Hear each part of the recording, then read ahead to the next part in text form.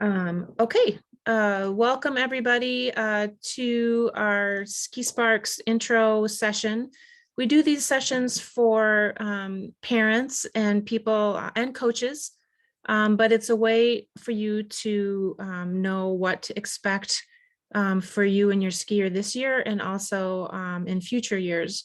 I decided this year to, last year we did every single level as a separate topic, because we were being a little more specific for COVID, because we knew parents were taking the lead. But this year I combined kind of the middle skate levels. I'm still going to have a presentation for level 1 because there are some things that are unique to the youngest kids. And then last week we had a presentation for level 5 and 6, which are our skating levels. And again, those will all be recorded, and you can check those out later. Oops. To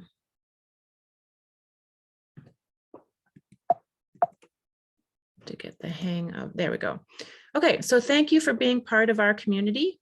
The mission of the Minnesota Youth Ski League is to empower youth to be joyful, confident winter enthusiasts by building inclusive communities that reduce barriers to cross-country skiing. And we do this through a club structure of volunteers and parents. Our clubs are 100% volunteer-led and coached, and we can't do it without you.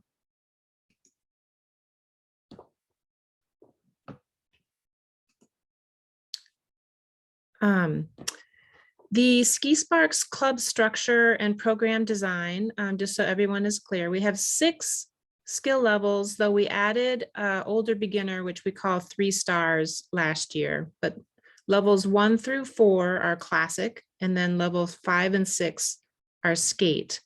Our program design uses the concept of the Canadian government's very well researched long-term development model. There's a ton of information online about that if you're interested. And our Ski Sparks program falls in the fundamental stage of development. And then we are very wedded to our club structure, which involves parents and caregivers to create a community and support skiers.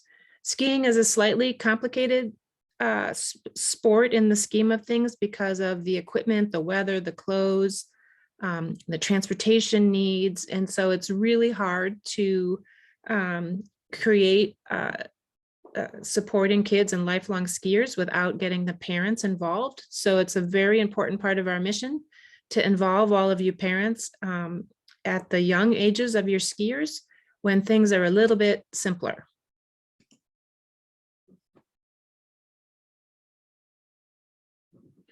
Sorry, I don't understand advancing. Oh my gosh. Okay, so a closer look at our classic levels.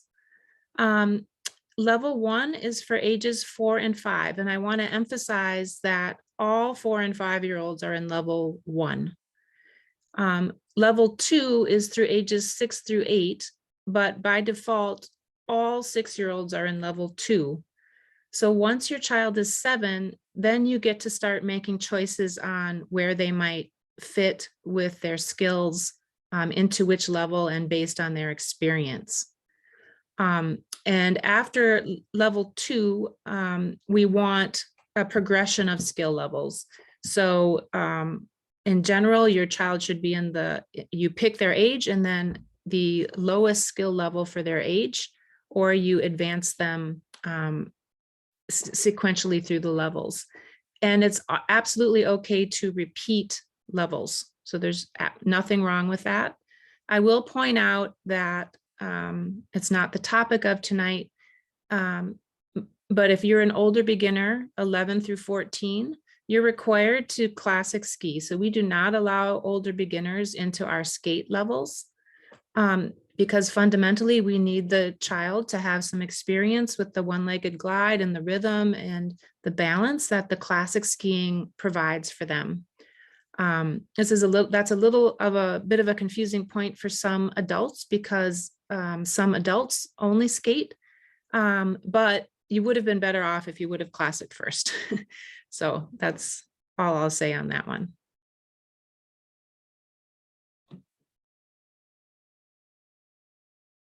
Sorry, there's a real delay on the advancing slides. Okay, so for equipment, level 2 equipment, the classic skis need to be just at the height of the skier. So they don't need to be taller than the skier's head. You need boots that fit well. They can be a little roomy, but the thing you want to watch out for is heel slip, because that will cause blisters. So if the heel is moving up and down in the boot, you need another pair of socks, you need to tie them tighter, or you need a smaller pair of boots. I never, even, for kids that are 10, 11, trust them to tie their own boots. So parents, please assist in making sure the boots are tied properly. That can make a big difference in the stability for the skier.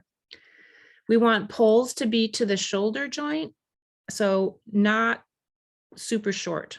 So at least to the shoulder joint. If not, they can be, I'd rather have them be a little taller than too short.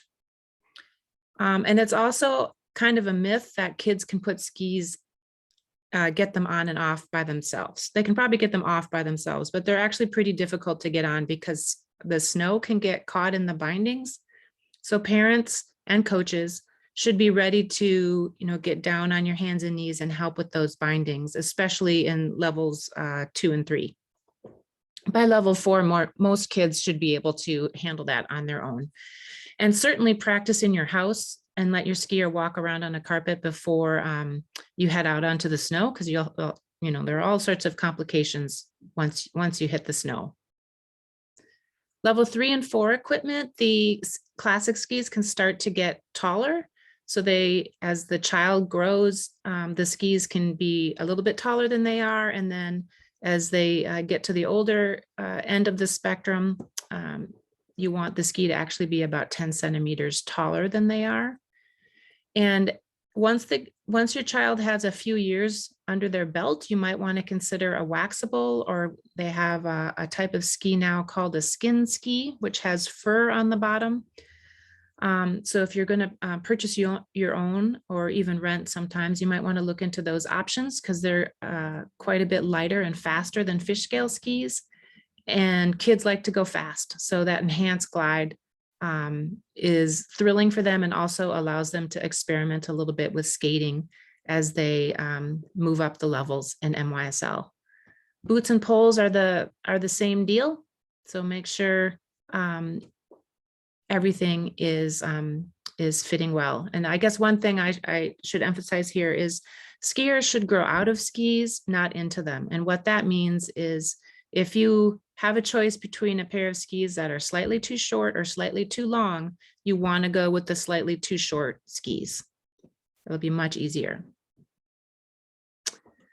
Clothing for level 2 and 3 is you dress much like you would when you go sledding, but you do want to have layers that you can unzip or take off. Most of you probably know, but this young skier here is wearing a muff, which is, I don't know how we lived without them. They're somewhat of a new invention, but it allows you to keep your ears and kind of the area around your neck warm. And it's really makes a difference most of the time. And then the other big thing is in general, try to avoid cotton, but really no cotton socks. So a synthetic or a wool blend sock, as the saying goes, cotton is rotten.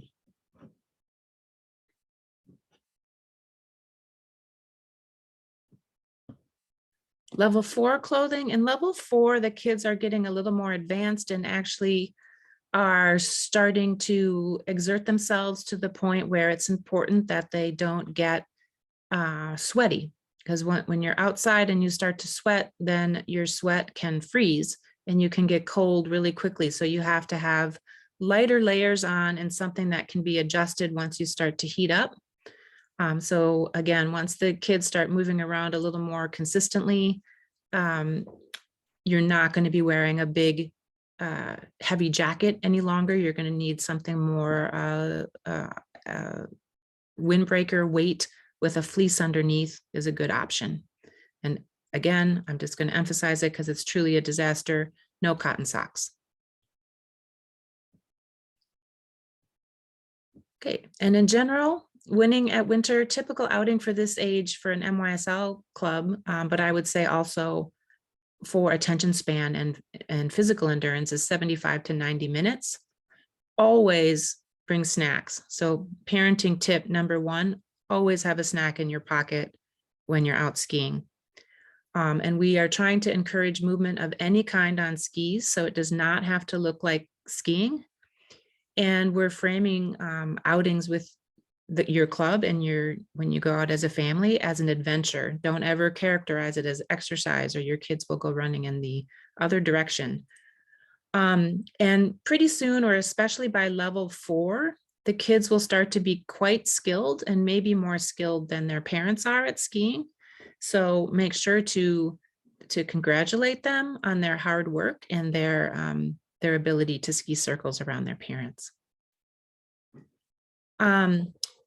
A quick goal summary. We actually have a new curriculum that I don't have formatted yet, but we put a lot of work into the structure and the outline of it. And just very, very roughly, I'm going to talk about the titles of these levels first.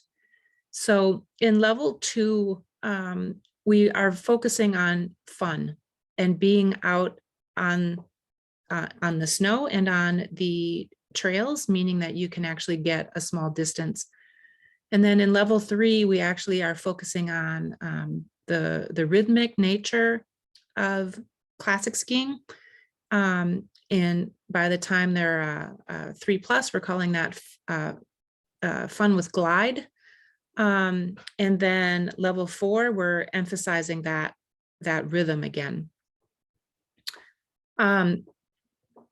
I put down here, you can come back and look at this later, the highlights of the skill levels or the goals for each skill level, but we will go through them in the slides as well. But there's a definite progression for everyone. So if someone comes in at the older beginner level, they're basically doing the level 2 and 3 skills at a more accelerated pace because they're a little bit older and a little bit more coordinated.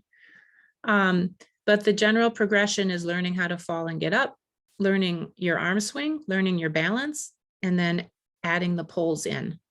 But we will go through that now. So the basics for everyone, falling down. So if you're cross-country skiing, you really need to be okay with falling down. It's a completely normal part of skiing, and everybody falls down. I know some adults are very frightened of falling down because they don't want to hurt themselves. I would encourage you to actually practice some falling down and getting up, and also not to project your fear of falling on your child, because children rarely get hurt falling cross-country skiing in the snow, and it can be pretty fun. We have a very specific way that we teach kids how to get up. And there's a Facebook link here. I'm not going to click on it now because I think the video will be a little bit shaky on the Zoom meeting. But it's, I guess, what I would call a dead bug method. So we want the child to put their feet and hands up in the air to untangle their equipment, their skis, and if they have poles on, and then roll to the side.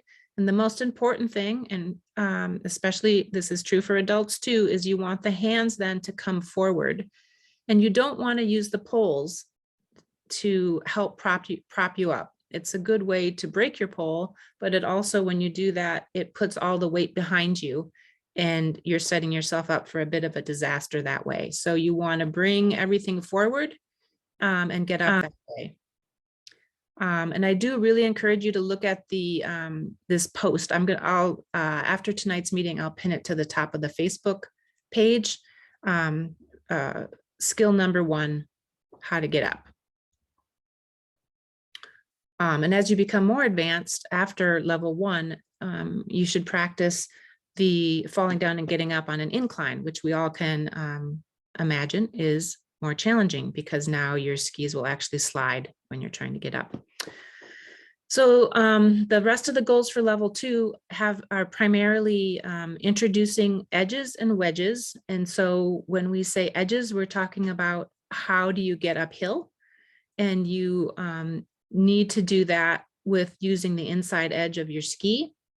And when we say wedges, we're talking about snow plowing going down a hill. So they're actually very similar skills. But one gets you up the hill and one gets you down the hill. I showed this example, which isn't the prettiest picture in the world, because it's a good example of if you don't have to be on the trail to practice these skills. So this is a golf course where they just found basically some snowy grass, but it's still enough for the kids to practice those up and down skills. You don't have to be on a perfectly groomed trail to practice those things.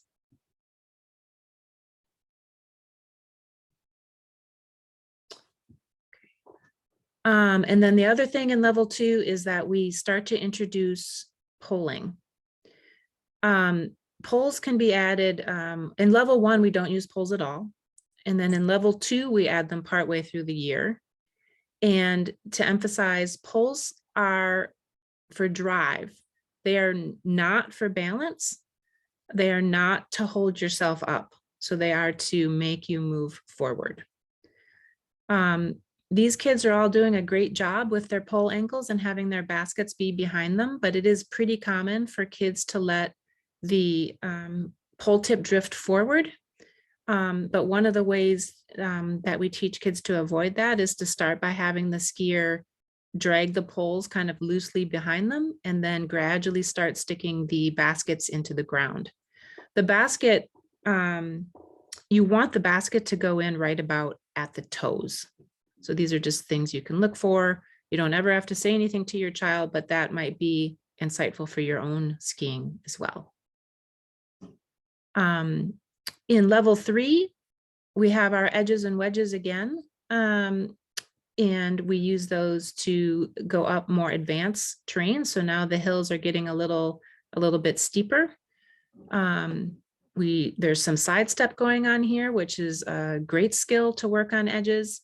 Herringbone, which is also called duck walk in our curriculum, is how kids get up steeper hills. And again, be creative with the terrain. I'm going to go back a second because I feel like we missed. Oh yeah, here's my arm swing slide. So before we introduce poles in all of level 1 and most of level 2, we really emphasize this over exaggerated arm swing, or this exaggerated arm swing, I should say. And for the rest of the levels, this is something that we practice almost every single session because it's so important and so fundamental to skiing properly. The arm swing makes your technique, it gives you glide, it makes everything dynamic. And we practice this to reinforce it. So this skier in this picture is maybe 5 years old, and that's some really nice looking classic technique, but it comes almost entirely from the emphasis of the arm swing. We're not telling the child to do anything except swing their arms when they ski. And the rest of the rhythm and getting the back leg off the ground and the one-legged balance all comes naturally by emphasizing the arm swing. Sorry, I somehow had skipped that slide. So again, wedges going down. This is a hill that was made a little more challenging by putting cones up, and then you get to catch a football or a Nerf ball to cognitively take your mind off your feet and what your feet are doing. Awesome way to develop skills and super fun as well. And then our level 4 goals, again, advanced terrain, one-legged glide, double pulling for power, and a double pull kick. So double pull kick is a technique that's maybe not highly used by recreational adults, but it's a very good skill that we want as a fundamental skill that we want classic skiers to learn. I will point out that by the time a skier graduates from level 4, they should be able to handle any up and down hill, any difficulty of terrain that's at their facility. And that's really what we need them to be comfortable with that terrain before they graduate to skating. And so again, the goals for level 4 are really becoming comfortable on the hills. Kids think hills are fun for the most part. As adults, we try not to project our fear of hills on the kids. And we also make sure that the kids are exposed to proper terrain. You don't ever have to protect the kids from downhills, maybe from icy downhills, but there's really not a hill in the metro that most kids can't handle after a couple of years of MYSL. So be creative, get them out there, and don't let your fear of hills prevent kids from having fun when they get the chance. By the time, again, a kid is through level 4, we would really like them to be skiing at this optimal level demonstrated in the picture here. This skier is maybe 9 or 10 years old. You will note that they have one point of contact, so only one foot is on the ground.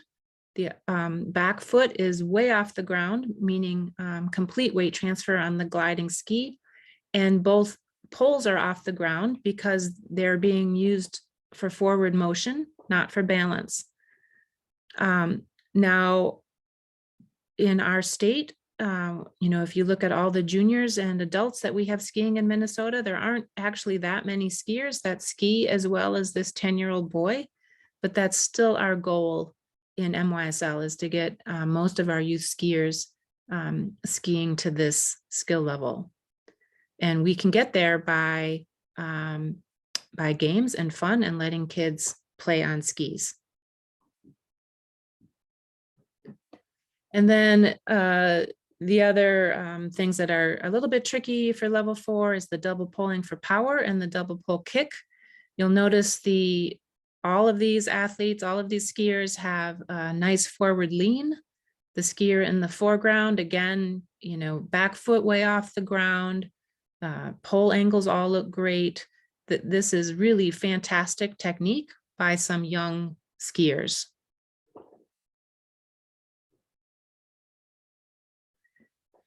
And also, this is actually true of all of the levels, but technique and dynamic movement is always going to be more important than strength, especially for a child that doesn't have a lot of strength.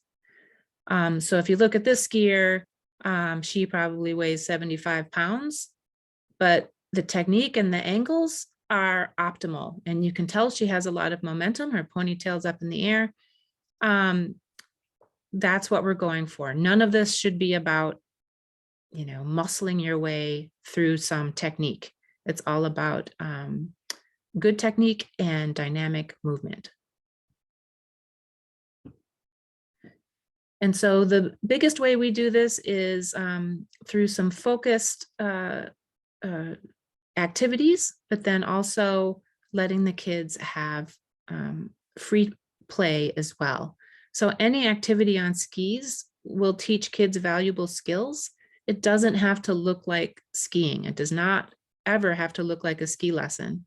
So by the time you build a snow person with skis on, you're going to know quite a bit about your edges and your glide and where your skis are compared to other people in your body. So all of these things are big teaching tools. So we let the kids play and they figure it out, a lot of it out on their own, but we are trying to focus, their play some of the time.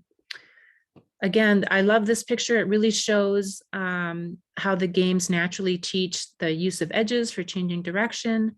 Starting and stopping is hugely important because it causes you to lower your center of gravity and bend your legs, which is the position that you want for optimal kick, and also the weight transfer. So there's no better way to teach that than through these games. And I think I'll emphasize in this next slide, but you'll notice no poles in this picture.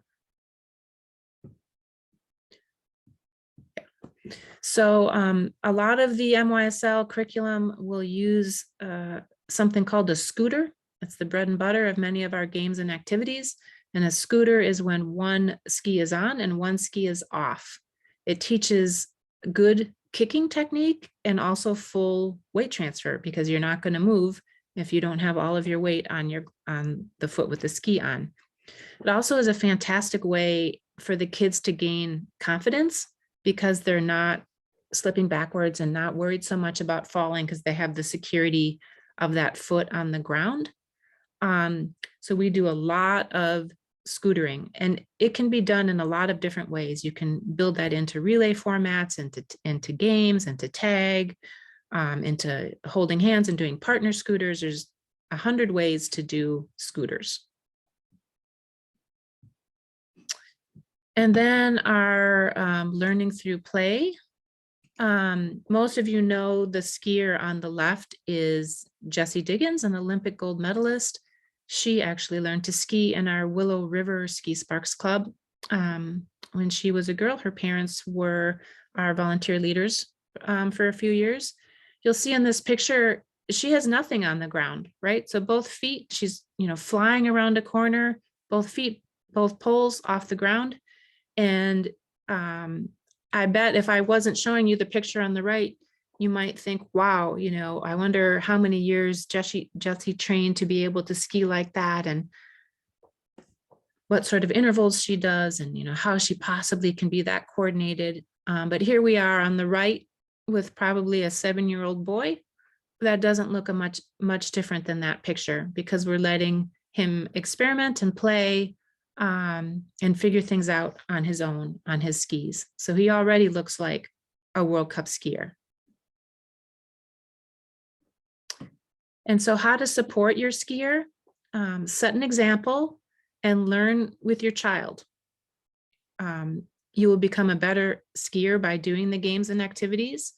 And of course, if you get out more often than the once a week for our Ski Sparks Club, that's a fantastic way. Winter is actually really short, doesn't always feel short, but we really only have a couple of months of kind of consistent snow time.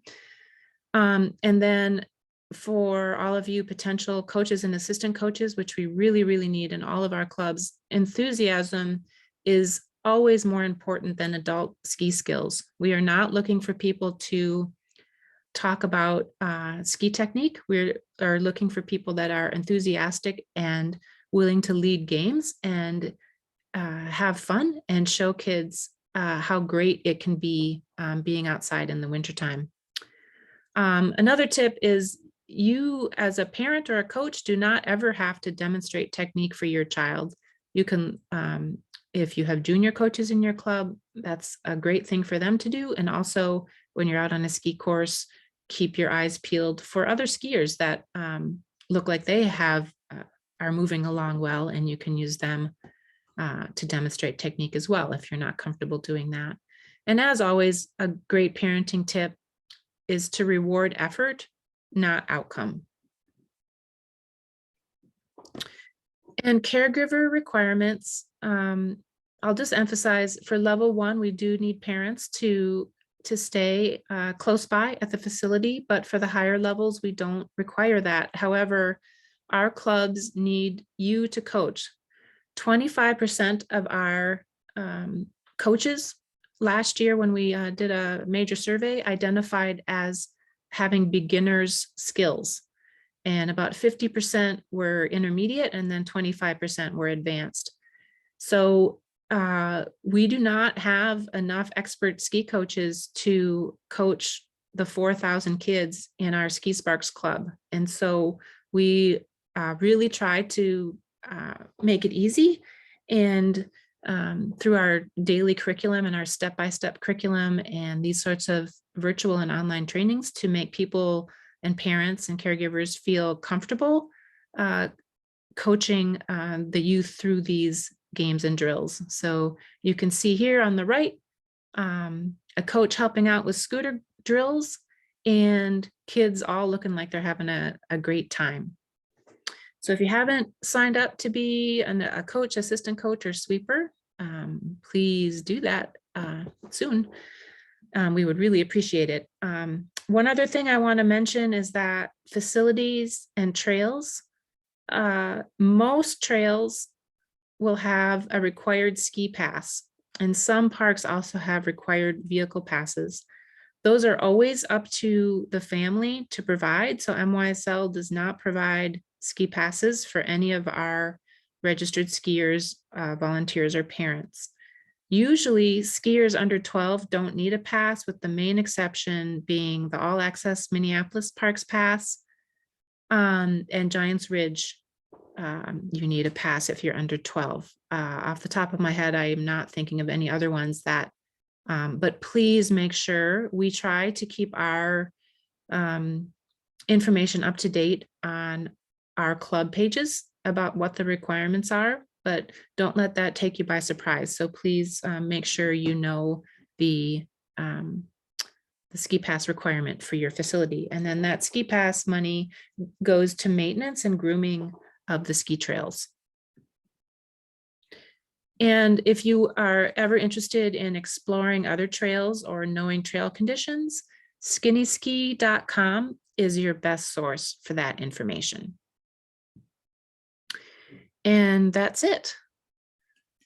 I'm going to stop sharing. And we are now just going to open things up for question and answer. So people you can either unmute or type things into the chat.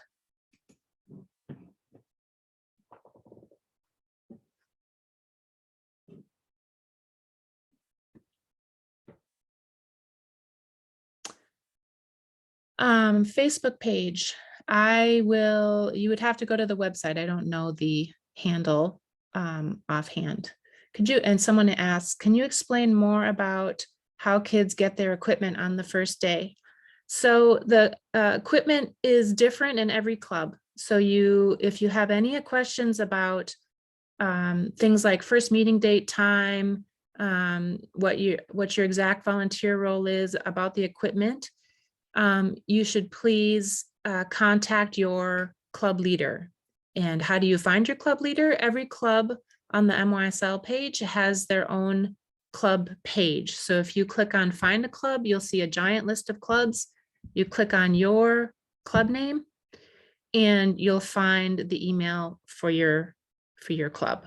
And that if you have not heard about, if you think your club has equipment rentals, and if you have not heard, not everybody has handed them out, but it's this week, I think, is really the busy week. So make sure you're in contact with your club leader about that. Thank you. Someone posted the Facebook link. Do all clubs have a level 1? Yes, that's a very good question. All clubs have level 1, but not all clubs, for example, will have skating levels. But I'm trying to think if there are any exceptions. I think every club will have level 1 through 4. Sometimes though, levels will be combined. If there's only a couple of kids in a certain level, we can combine in slightly different ways. Any volunteer needs for parents who are non-skiers? Yes, so we have what are called leadership roles for parents, but we also, please talk to your club leader at this point. Most of our leadership roles are filled for this season, but I'm sure most leaders would appreciate asking if they need any help. And we are also always looking for photographers. So a photographer is actually an official role that if you register as a volunteer, you can select that. And then our 4 leadership roles are leader, director, equipment manager, and outreach coordinator.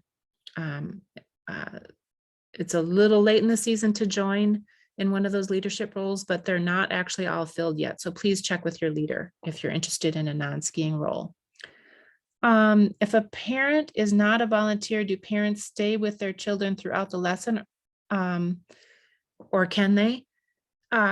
Yes, but because of safe sport laws, we would like that, if I'm understanding this question, the parent should register as a sweeper. And what a sweeper is just somebody that sticks towards the end of the group and takes up the rear. So that's the definition of sweeper. And you are very welcome to join the group and participate and, just kind of tag along and hear what the coaches are doing with the kids. But you need to be registered as a sweeper because you're part of the group then. But your only obligation as a sweeper is to bring up the rear. So I hope I hope I answered that question. Will coaches assess on the first day to evaluate if you're signed up for the right level?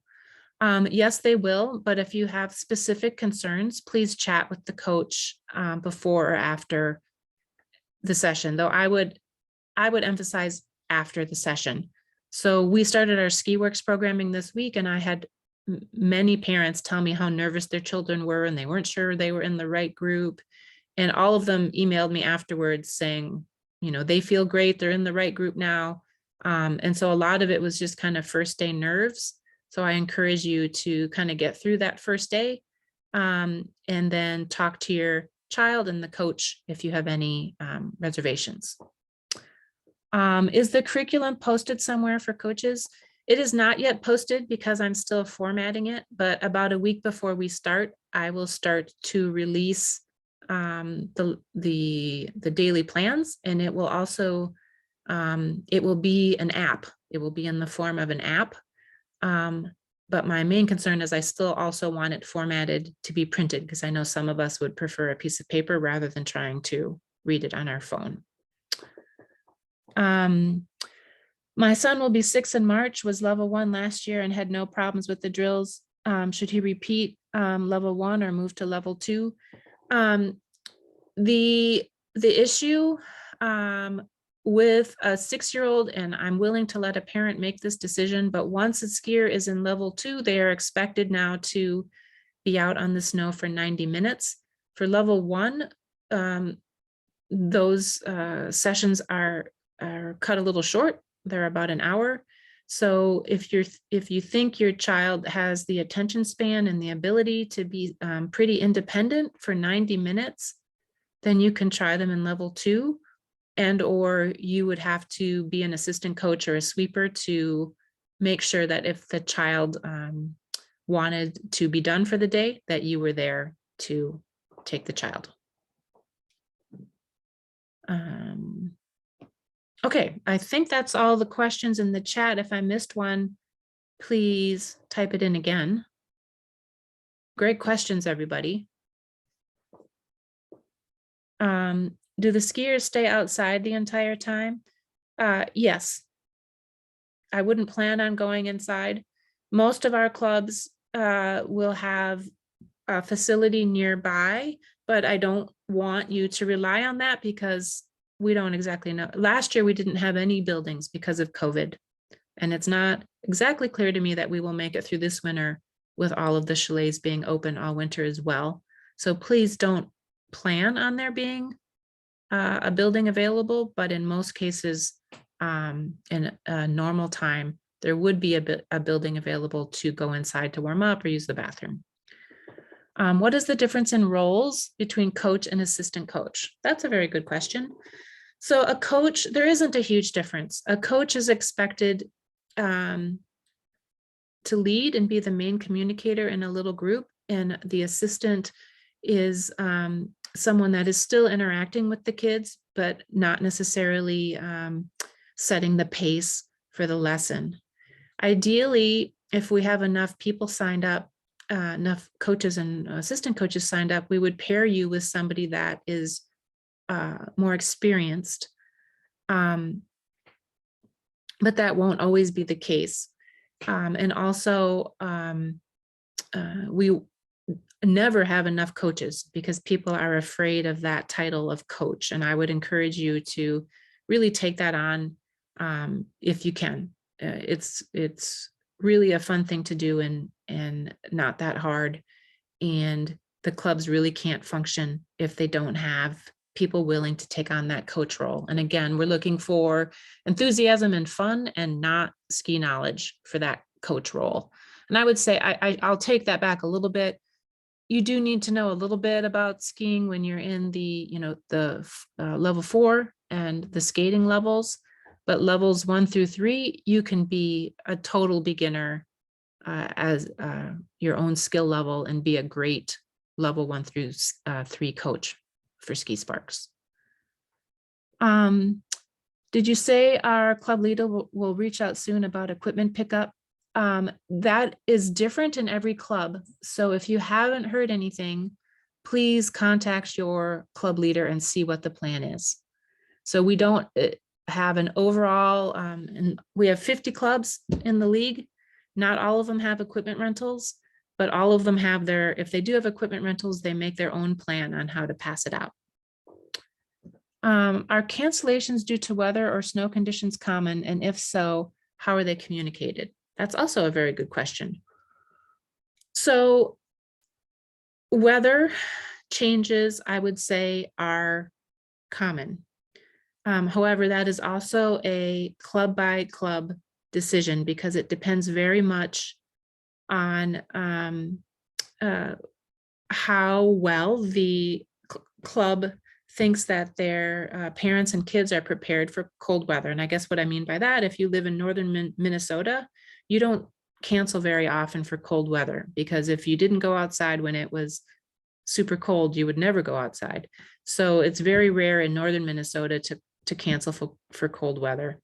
Here in the cities, we do cancel for cold weather, but it would also be coupled with wind. So there would be a wind chill factor, but also wind from a certain direction, or if you're at a facility that doesn't have trees or woods that you can get into.